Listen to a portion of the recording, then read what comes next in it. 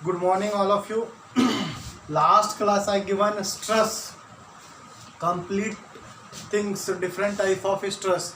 Last class में हमने वहाँ पे G को बल्क मॉडुलस बोला था, वो गलत है। बल्क मॉडुलस K होता है जो कि सिग्मा बाय वो स्ट्रेस बाय वॉल्यूमेट्रिक स्ट्रेन होता है। ये G क्या है, जहाँ पे हमने शेयर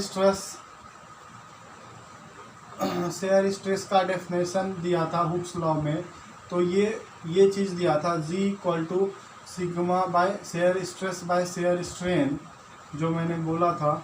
ये G क्या है, शेयर स्ट्रेस है, सॉरी शेयर मॉडुलस,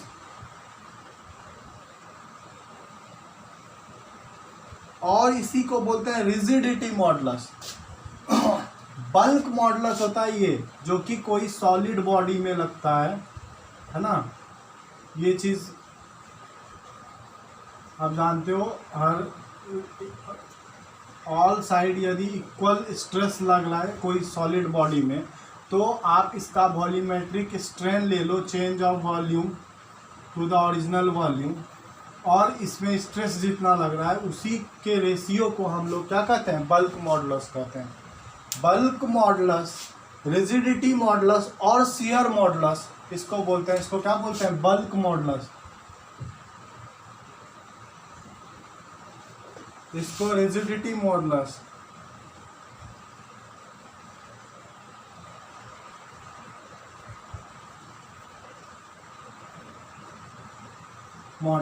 तो इस तरह से हम लास्ट क्लास में इस G को ही बल्क मॉडुलस बोल दिए हैं वीडियो में, जो वो गलत मिस्टेक हुआ है, और बाकी सारा कुछ सही है। वहाँ पे आप पढ़ सकते हो अच्छे से। और उसके बाद जो मैं बेसिक कॉन्सेप्ट अभी बार बार दे रहा हूँ इस चैप्टर में, क्योंकि आपको नेक्स्ट फ्यूचर वाले चैप्टर में बहुत इजी से हम लोग स्मूथली स्पीड निकलेंगे। तो यहाँ पे हम इसीलिए थोड़ा स्लो और बेसिक कॉन्सेप्ट देते जा रहा हूँ। आप हर वीडियो को अच्छे से देखें और आप नोट्स ज़रूर डाउनलोड करें या नोट्स पहले देखें और उसके साथ साथ वीडियो देखें, तो आपको फ़ायदा बहुत मिलेगा, मैं भरोसे के साथ बता रहा हूँ। और आज मैं डिस्कस करने वाला हूँ मटेरियल प्रॉपर्टीज़ का। आप मैकेनिक्स ऑफ मटेरियल पढ़ रहे हो तो you should know about material also, कैसा क्या होता है मटेरियल प्रॉपर्टी। बहुत सारे होते हैं पर कुछ फ्यू मैं डिस्कस करूँगा जो आपको इंटरव्यू में भी बहुत बार पूछा जाता है। जैसे कल हम स्टिफनेस के बारे में बताए थे, स्टिफनेस, स्ट्रेन, स्टिफनेस क्या होता है, तो हम बताए थे स्टिफनेस के बारे में।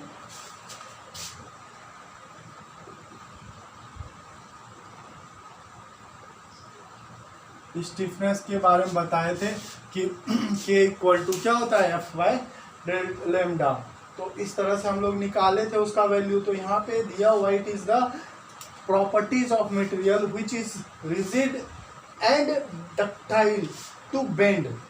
ये रिजिड होता है, स्टीफ होता है, जो कि बेंड होने में, तो वो रिजिड करता है, तो उस चीज़ को स्टिफनेस बोलते हैं, जो रिजिड करे। जैसे हम इसको टेंजाइल फोर्स लगाने, इसको रसिस्ट करता है, उसको रिजिड कर रहा है ना, उसको रोकता है ना, वो एक प्रॉपर्टीज होता है उस मटेरियल का, तो उसे स्टिफनेस बोलते हैं। और यहाँ पे नोट्स में मैंने ब्रॉडली बहुत अच्छे से दे रखा है। नेक्स्ट आज डिस्कस करूंगा इलास्टिसिटी का।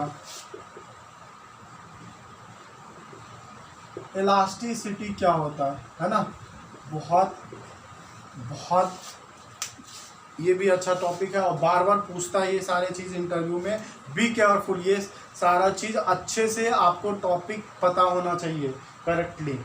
It is the properties of material to it normal shape after being remove the load. मतलब क्या, इलास्टिसिटी क्या है, सिंपल सी बात है। हम बताए थे इलास्टिक लिमिट, यहाँ इलास्टिसिटी बात हो रही है। दोनों चीज़ में एक ही चीज बात होती है कि आप किसी भी मटेरियल पे लोड लगाते हो, चाहे वो टेंजाइल हो, कॉम्प्रेसिव लोड हो, यदि इस लोड को हम रिमूव कर दें और वो मटेरियल ओरिजिनल शेप में आ जाए, तो ये मटेरियल में जो लोड लगा था वो क्या था, इलास्टिक लोड था, इलास्टिक लिमिट के अंदर था। और ये जो मटेरियल है वो इलास्टिसिटी है इसमें, है ना, वो चीज़ यहाँ पे दिखाती है। नेक्स्ट हम लोग जाएंगे हार्डनेस की ओर। क्या? तो हार्डनेस क्या है?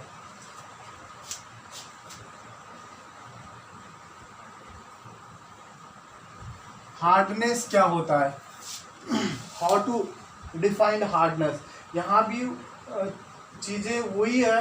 हार्डनेस को जिसको कहते हैं ना कि हार्डनेस कैसे डिफाइंड करेंगे, तो यहाँ पे दिया है the material hardness is the properties of the material which enable it to resist plastic deformation getting usually the penetration and the देखो यहाँ पे क्या कर रहा है हार्डनेस को, कि यहाँ पे प्लास्टिक डिफॉर्मेशन को ये होता ही नहीं है इसमें हार्ड मटेरियल में, जहाँ हार्डनेस ज़्यादा है।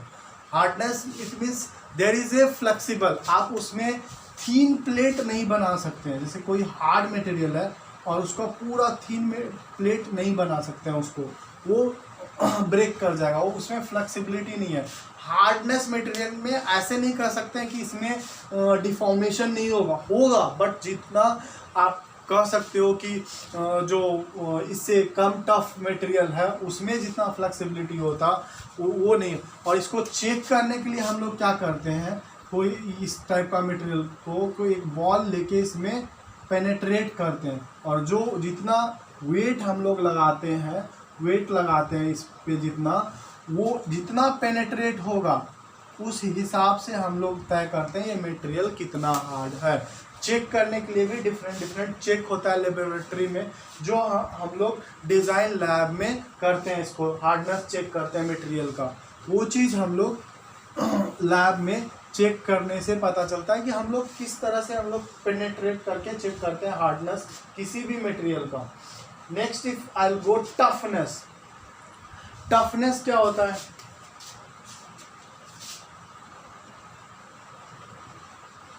टफनेस ये बहुत इंपॉर्टेंट है। टफनेस पूछता है, हार्डनेस पूछता है, ये सारे इंटरव्यू में आपको पूछा जाएगा। It is the ability of material to absorb energy. Toughness बता रहा हूं, it is the ability of material to absorb energy up to breaking point और before fracture you can say. तो वो उसको बोलते हैं टफनेस। अब टफनेस का जैसे यहाँ ग्राफ बनाऊं कि कोई भी ग्राफ है, स्ट्रेस स्ट्रेन का ग्राफ है, आप ले लो स्ट्रेस स्ट्रेन, तो स्ट्रेस का ले लो, तो इस तरह कोई भी मटेरियल का ग्राफ हम लेते हैं, तो ये जो एरिया है, ये जो एरिया देगा हमें, ये जो एरिया देगा, ये क्या देगा? टफनेस देगा। ये क्या देगा? टफनेस मॉडुलस देगा, ये देगा एरिया। तो ये चीज़ हम लोग नोट्स में भी दे चुके हैं आपको कि टफनेस कैसे डिफाइन करेंगे, आपका टफनेस क्या होता है। यहाँ स्ट्रेस बढ़ रहा है, स्ट्रेन बढ़ रहा है, ये जस्ट एक ग्राफ लिए हैं इस तरह से। ये अंडर दिस ब्रेकिंग पॉइंट, ये समझिए ये ब्रेकिंग पॉइंट है आपका, fracture point, before fracture point, जितना अंडर दिस कर्व जो इतना भी एरिया है वो टफनेस, जितना भी एनर्जी यहाँ तक में उन्होंने गेन किया। किसी भी मटेरियल को हम खींच रहे हैं, it means what? Stress develop हो रहा है और स्ट्रेन डेवलप हो रहा है। आपका मटेरियल का ग्राफ ऐसे भाग रहा है, खींचते जा रहे हैं, किसी पॉइंट पे ब्रेक होगा ना, तो ये मैक्सिमम पॉइंट लोड लगा, उसके बाद यहाँ से थोड़ा घटना चालू हुआ और उसके बाद ब्रेक किया, ठीक है। तो वो जहाँ पे ब्रेक करेगा उसके पहले जितना एरिया है वो चीज़ आपको टफनेस देगा।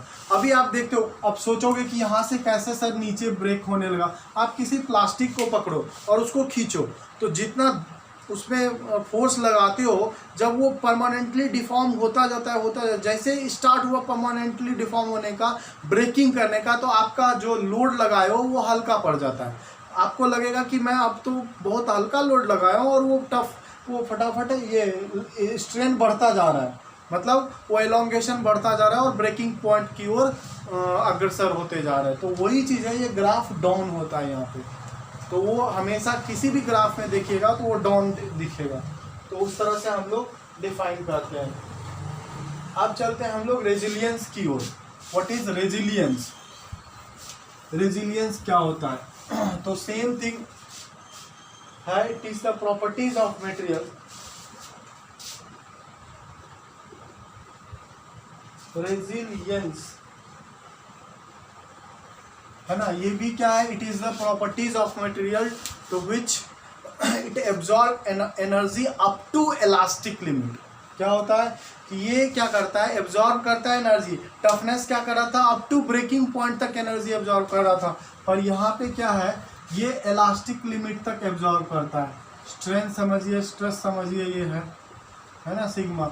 अब ये ऐसे करके ऐसे हम ग्राफ बना दें माइल्ड स्टील का, तो ये समझिए यहाँ से जो है ये अंडर जो एरिया आया ऐसे वाला, ये 2% दिखाता है। जैसे इसका पैरेलल खींचिएगा ना कोई भी लाइन, तो ये 0.0002 दिखाता है ये लाइन। क्यों? क्योंकि जब भी हम पैरेलल खींचते हैं रेक्टेंगुलर बनाने के लिए, एरिया बनाने के लिए, तो वो देता है। तो ये चीज़ आपको देगा रेजिलियंस।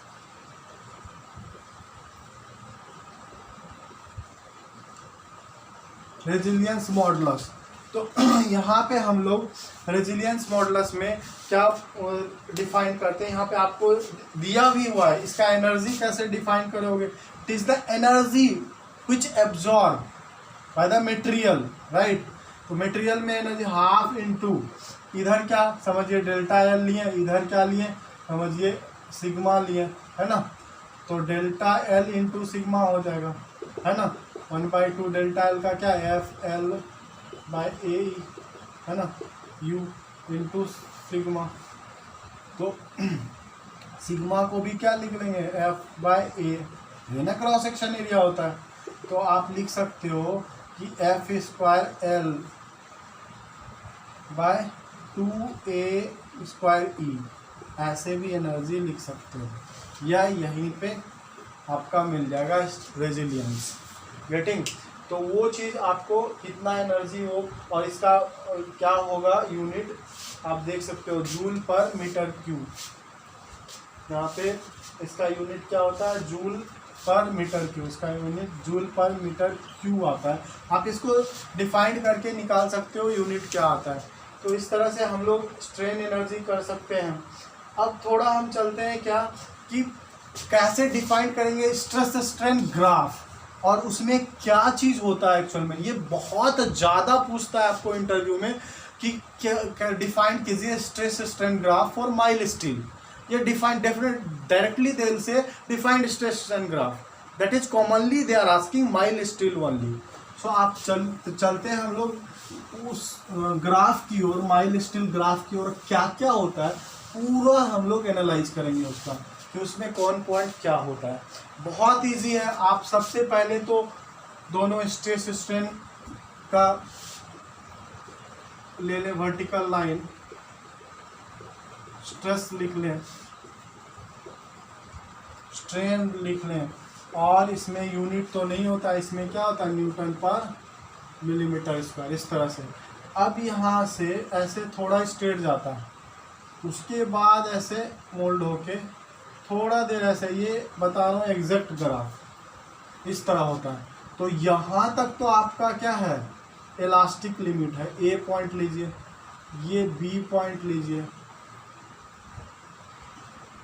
ये सी लीजिए, ये डी लीजिए, है ना, ई लीजिए, ये एफ ले लीजिए, ठीक है, ये चीज़ है। अब ए पॉइंट क्या है आप देख सकते हो, ए पॉइंट ये है elastic limit.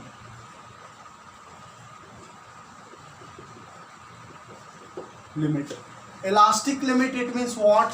You know already, and within the elastic limit, Hooke's law says क्या?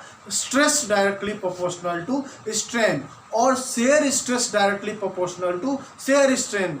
That's the we are defined modulus of rigidity भी define करते हैं उसी के अंदर। तो ये elastic limit है। ये B क्या है? Limit of proportionality।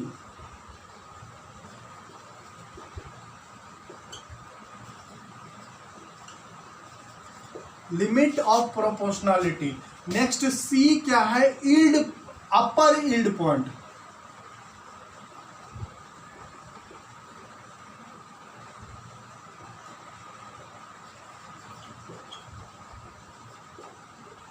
upper yield point. C is nothing but upper yield point, D is nothing but lower yield point.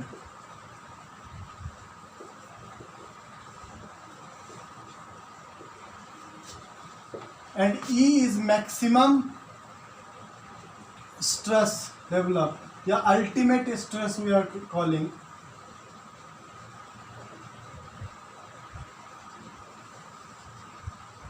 Stress. This is breaking point. Maximum stress point ये है, यहाँ पे maximum stress, उसके बाद break कर जाता है material. तो ये पूरा MS ग्राफ है, माइल्ड स्टील का ग्राफ है. आप देख सकते हो एक एक पॉइंट मैं डिफाइन किया हूँ, क्या है इलास्टिक लिमिट, क्या है लिमिट ऑफ प्रोपोर्शनलिटी, क्या है सी पॉइंट. अपर यील्ड पॉइंट होता है जहाँ से मटेरियल क्या होता है, यहीं से मटेरियल परमानेंटली डिफॉर्मेशन की ओर चला जाता है, यहीं से. ये समझिए, ये है इलास्टिक रीजन,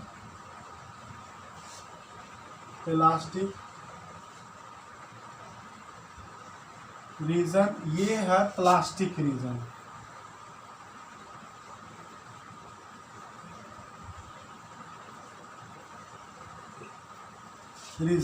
तो ये प्लास्टिक रीजन है. आप देख सकते हो इलास्टिक रीजन यहाँ तक है. यहाँ से जैसे ही थोड़ा आगे बढ़ा तो प्लास्टिक डिफॉर्मेशन में कन्वर्ट हो जाता है.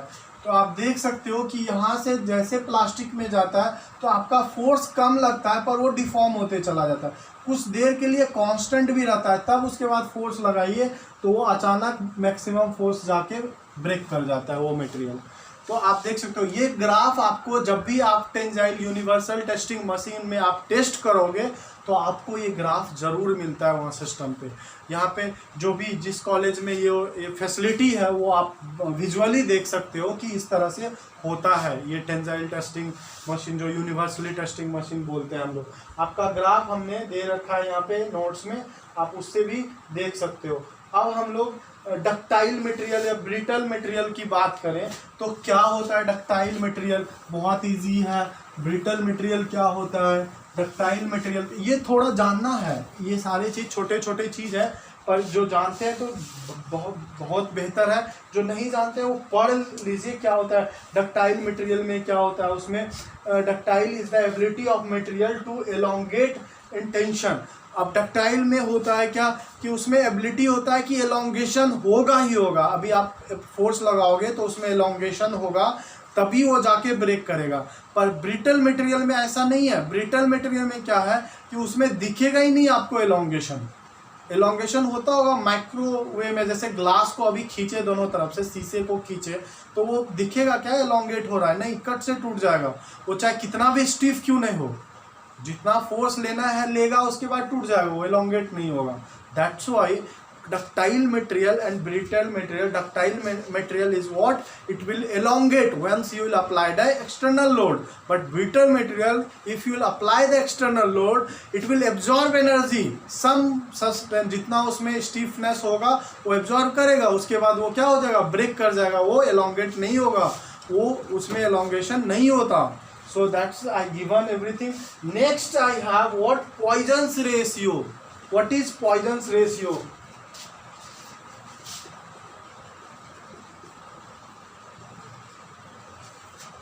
Poisson's ratio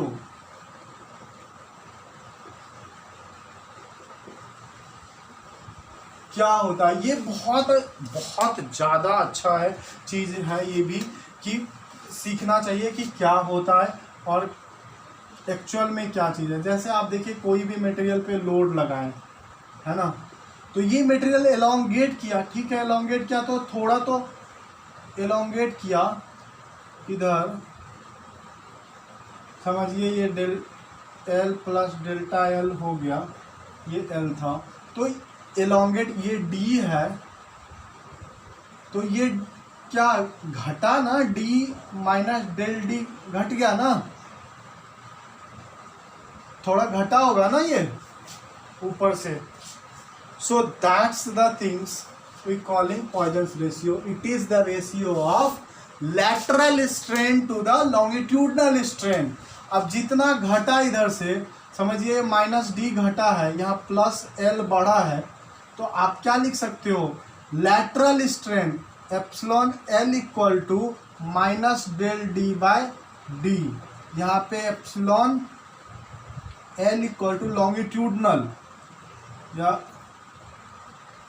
लॉन्गिट्यूडनल लिख लें तो del L/L। This is different, this is different. तो एक टाइम में दोनों चीज होता है। आप यदि इसको अप्लाई करोगे लोड तो क्या होगा, एक इसके लेंथ की ओर एलोंगेट होगा, पर इसका जो विड्थ है या डायमीटर है इसकी ओर क्या होगा, कॉम्प्रेस होगा। तो इस तरह से यहाँ पे जो घट रहा है उसमें हम निगेटिव लेते हैं, जो बढ़ रहा है उसमें निगेटिव क्यों लें। ये निगेटिव साइन यही बताता है कि डायमीटर की ओर वो कॉम्प्रेस हुआ है, वो कॉम्प्रेस इधर से फोर्स ऐसा लग रहा है कि इधर से फोर्स लगा के इसको दबाए हैं, तभी तो ये कॉम्प्रेस हुआ। तो इस तरह से हम लोग क्या करते हैं, पॉइजन्स रेशियो को लिखते हैं, या तो n में लिखते हैं या ऐसे म्यू में लिखते हैं। तो इसको लिखते हैं क्या, it is the ratio of lateral strain to the longitudinal strain, है ना। वो आपके नोट्स में दे दिए हैं हमने कि क्या होता है। इसका रेंज भी बता दिए क्या होता है, 0.1 माइनस से टू 0.5 ये रेंज होता है। स्टील का मैक्सिमम 3 लेते हैं या 0.33 लेते हैं हमेशा। ये चीज़ कभी कभी पूछ देता है कि स्टील का पॉइजन्स रेशियो बता दो, तो 0.3 होता है। इस तरह से आपको थोड़ा रिमाइंड करना होगा। पॉइजन्स रेशियो बहुत मतलब क्या कहते हैं, बहुत ज़्यादा रोल प्ले करता है मटेरियल प्रॉपर्टीज़ में। तो ये सारी चीज़ जानना जरूरी। और आपको इसमें सिलेबस में है नहीं पढ़ा पा रहा हूँ, नहीं तो टाइम रहता तो मैं पढ़ा देता आप लोगों को कि एक म्यू ई जी के में रिलेशन होता है, वो चीज़ आपको जानना। तो गेट में बहुत पूछता है इसको। म्यू क्या है, पॉइजन्स रेशियो। ई के क्या है, मॉडुलस ऑफ इलास्टिसिटी। जी क्या है, रिजिडिटी मॉडुलस, अभी तुरंत बताएं आज की क्लास में, या शियर मॉडुलस। के क्या है, बल्क मॉडुलस। तो इस तरह से इसमें क्या रिलेशन है वो चीज़ आपको जानना है, वो चीज़ पढ़ लेना एक बार, या इक्वेशन होता है वो चीज़ पढ़ लेना है। तो आज के क्लास में इतना ही, और आप लोगों को बता देता हूँ कि ये बेसिक चीज़ जो थोड़ा थोड़ा पढ़ा रहे हैं ये बहुत आपके लाइफ में काम आएगा। आप मेहनत करके पढ़ें, आप नोट्स पहले देखें उसके बाद वीडियो देखें तो और मज़ा आएगा, और अच्छे से इम्प्रूवमेंट करके मैं लाऊंगा video. So thank you all of you.